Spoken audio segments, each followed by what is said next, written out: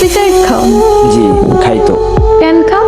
কেন খাই সেটা তো মুখে বলে প্রকাশ করতে পারবো না, তবে আমার একটা নির্ঘুম রাত যদি আপনার হাতে তুলে দিতে পারতাম তাহলে হয়তো আপনি বুঝতেন কেন আমি সিগারেট খাই। এখন থেকে আর কখনো সিগারেট খাবা না। কেন খাবো না? আমি বলছি তাই। কে আপনি? আর আমি আপনার কথাই বা কেন শুনবো? জানি না, আমি বলছি তাই শুনতে হবে। আপনি নিজেই তো নিজেকে ভালো করে জানেন না, আর আপনি আসছেন আমাকে শাসন করার জন্য। তুমি রাত যাবো? রাত জাগা পাখিরা রাত জাগবে, এটাই তো স্বাভাবিক। আজকে রাত থেকে ভালো ছেলের মতো তাড়াতাড়ি ঘুমিয়ে পড়বা। এই যে ম্যাডাম, 2-4টা ঘুমের ওষুধও আমাকে রাত জাগা থেকে বিরক্ত করতে পারে না, আর আপনার মুখের কথায় আমার রাত জাগা থেমে যাবে বললেই হলো। জি বললেই হবে। মুখের ওপর কথা বলবা, একদম মেরে সোজা বানিয়ে ফেলবো। আপনার কথা শুনে মনে হলো আমি একটা খেলার পুতুল, যেরকম নাচাবেন সেরকমই নাচবো। এত অবসর কেন তুমি? নিজেকে অগোছালো করে রাখতে ভালো লাগে তাই। নিজেকে গুছিয়ে রাখতে পারো না? যেখানে নিজের জীবনের প্রতি কোনো মায়া নেই সেখানে আর জীবনটা গুছিয়ে কি করবো? ও আচ্ছা, তুমি এত উৎসুক না কেন?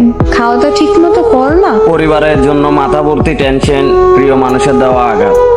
সকালের খানাটা ঘুমে ঘুমিয়ে চলে যায়, দুপুরের খানাটা বিকাল 5টায়, রাতের খানাটা রাত 3টায়। তাহলে চিন্তা করেন শরীরটা কতটা ভালো থাকবে। এত এলোমেলো হয়েছে কিভাবে? খেলার বয়সে পরিবারের দায়িত্বটা কাঁধে, আর আপনার মতো একটা মেয়ের জন্য নিজের জীবনটা উৎসর্গ করে। ও আচ্ছা, মানুষটা ভুল ছিল, তাই ঠকে গেছো। আমি ঠকিনি, আমাকে ইচ্ছা করে ঠকানো হয়েছে। কিন্তু এরকম ভাবে জীবনে চলে না।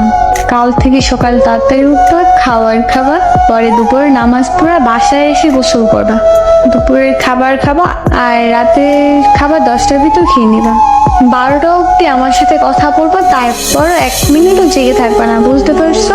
নির্ঘুম রাত, অনিয়মে খাওয়া আর অগোছালো জীবন, সেটা হয়তো আমি আর কখনোই চেঞ্জ করতে পারবো না। এভাবেই হয়তো চলতে থাকবে আমার জীবন গাড়ির চাকা।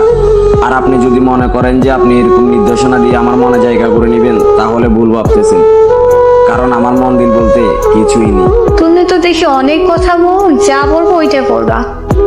করবা মানে করবাই, না বললে মায়ের তো খাও নাই আমার হাতে, একদম সোজা করে ফেলবো। কাল থেকে আমার রুটিন শুরু তোমার লাইফে, মনে থাকো যেন। রুটিন শুরু করতে গিয়ে ব্লক লিস্টে পড়ে যান কিনা সেটা তো সঠিকভাবে বলতে পারতেছি না, কিন্তু ব্লক লিস্টে পড়ে গেলে সেটার জন্য আমি দায়ী নই। কিন্তু কোনো কিন্তু না, এখন বাইরে যা বলছে মনে থাকো যেন। আল্লাহ হাফেজ। আমি নিজেকেই তো ভালো করে মনে রাখতে পারি না, আপনার কথাটা মনে থাকবে কিনা তা আমি জানি না। আচ্ছা ঠিক আছে ভাই, আল্লাহ হাফেজ।